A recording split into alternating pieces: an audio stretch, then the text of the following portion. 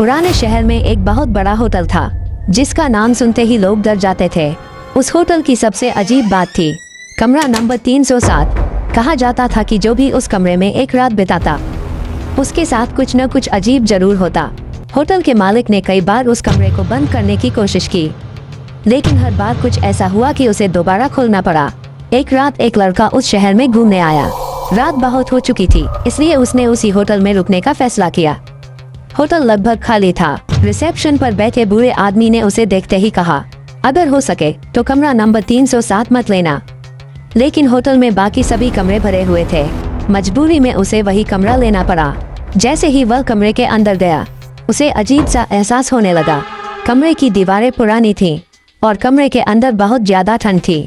रात के लगभग 2 बजे उसे ऐसा लगा जैसे कमरे के बाहर कोई धीरे धीरे चल रहा हो। पहले तो उसने ध्यान नहीं दिया, लेकिन कुछ देर बाद दरवाजे पर हल्की दस्तक हुई। उसने डरते हुए दरवाजा खोला, लेकिन बाहर कोई नहीं था। अब उसका डर बढ़ने लगा। जैसे ही वह वापस मुड़ा, उसे कमरे के शीशे में किसी की परछाई दिखाई दी, लेकिन कमरे में उसके अलावा कोई नहीं था। डर के कारण उसका पूरा शरीर कांपने लगा। अचानक कमरे की लाइट अपने आप बंद हो गई। अब पूरा कमरा अंधेरे में डूब चुका था और तभी उसे अपने कान के पास किसी की धीमी आवाज सुनाई दी, ये कमरा छोड़कर चले जाओ। वह डरकर तुरंत कमरे से बाहर भागा। अगली सुबह उसने होटल के मालिक को सारी बात बताई। तब उस बूढ़े आदमी ने उसे एक पुरानी तस्वीर दिखाई। तस्वीर में वही कमरा था और उसमें खड़ा इंसान बिल्कुल उसी लड़के जैसा दिख रहा था।